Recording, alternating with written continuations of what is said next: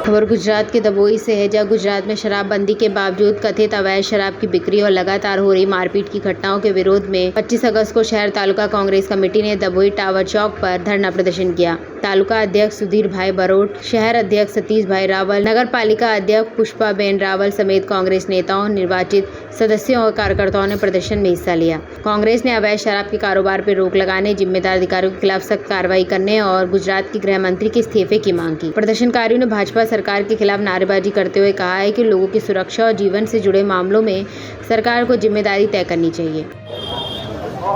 गुजरात में भाजपनी डबल एंजिननी सरकारनी वातो करता अपना मुख्यमंत्रीना રાજમાં જે આપણા રીલો બનાવવામાં વ્યસ્ત હોય એવા ગૃહમંત્રી કોઈ ચમરબંધીને છોડવામાં નહીં આવે એવી ફાકા ફોજદારી કરતા હોય ત્યારે ભાવનગર જિલ્લામાં ભાજપના નેતાઓના આશીર્વાદના લીધે બુટલેગરો બેફામ બન્યા છે, જેના કારણે નવ ગુજરાતીઓએ એમના જીવ ગુમાવ્યા છે, એમનું અકાળે મૃત્યુ થયું છે।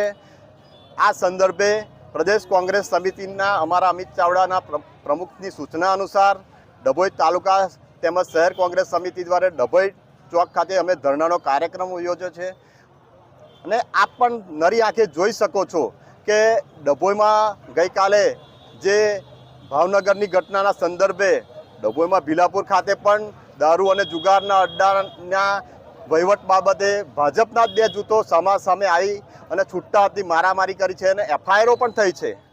એ આપણે જોઈ શકો છો। જ્યારે નડિયાદથી લઈને તળિયા સુધી ભાજપની સરકાર હોય, દરેક સરકારી અધિકારીઓ હોય કે વિભાગ પર એમનું સંપૂર્ણ કબજો હોય, તે સમયે આ સરકાર લાજવાને બદલે આજે ગાજી રહી છે। ખુલ્લેઆમ ભીલાપુરમાં દારૂ અને અડ્ડા બાબતે મારામારી કરી રહી છે। જેમ હું તો કેમેરા સામે જવાબદારીપૂર્વક કહું છું કે આ ડભોઈને દરબાવતી બનાવવાની વાતો કરતા કરતા જો દારૂડિયું બનાવ્યું હોય તો આ ભાજપના નેતાઓએ બનાવ્યું છે।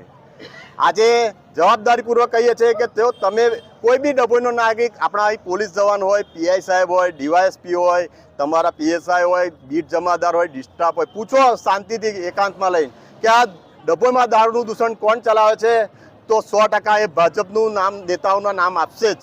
એ મને 100% ખાતરી છે। ના આપે તો હું જાહેરમાં અહીંયા ટાવરે 2 થપ્પડ ખાવા પણ તમારી સાથે સહમત છું। કહેવાનો મતલબ નડિયાદથી તળિયા સુધી ભાજપની સરકાર હોય, આ સરકાર લાજવાને બદલે ગાજી રહી છે અને સમાજમાં દારૂનું દૂષણ ઓછું કરવાને બદલે જાતે જ ભાગીદારી કરી અને એમના ધંધા ચલાવી રહ્યા છે। ત્યારે લોકોએ સમજવાની જરૂર છે અને આ બાબતની ગંભીર નોંધ ગૃહમંત્રીએ લેવી જોઈએ અને એમના રાજમાં જે આ દૂષણો ચાલી રહ્યા છે, આજે કેટલાય લોકોએ પોતાના જીવ ગુમાવ્યા છે, તો એમને નૈતિક પ્રમાણે રાજીનામું આપવાની માગણી સાથે અમે અહીંયા ધરણા પર બેઠા છે।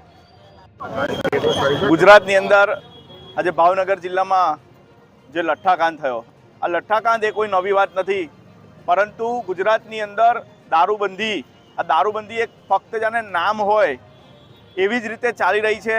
દારૂબંધીના નામે ગુજરાતની અંદર લાખો ટન દારૂ ઠલવાઈ રહ્યો છે અને આજે યુવાનો બરબાદ થઈ રહ્યા છે। પરંતુ ગુજરાતની આ ભાજપ સરકાર દ્વારા ખોટા અને ખોખલા વાયદાઓ કરીને યુવાનોને બરબાદ કરવામાં આવી રહ્યા છે। એના ઉપર કોઈ નક્કર પગલાં લેવામાં આવી રહ્યા નથી અને આ લઠ્ઠાકાંડ એ કોઈ નવી ઘટના નથી। આવા સેંકડો વખત આવી ઘટનાઓ બની રહી છે, પરંતુ આ સરકાર એ ઊંઘતી સરકાર છે।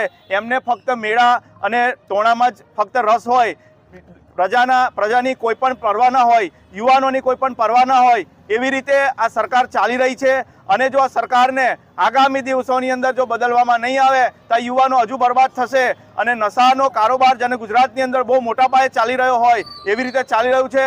આટલા નવ યુવાનોના મરણ થયા પછી પણ સરકારની ઊંઘ હજુ ઉડતી નથી। એના માટે કોઈ પણ નક્કર પગલાં લેવામાં આવેલા નથી। ફક્ત ને ફક્ત કોન્સ્ટેબલ પોલીસના નામે એમને સસ્પેન્ડ કરવામાં આવે છે, પરંતુ મોટા મગરમચ્છો છટકી જાય છે। એ મોટા મગરમચ્છોને આમાં પકડવાની જરૂર છે અને સરકાર જાગે, અને જો નહીં જાગે તો આ ગુજરાતના નવયુવાનો આગામી દિવસની અંદર। गुजरात के दबोई से लालभाई भटियारा की रिपोर्ट।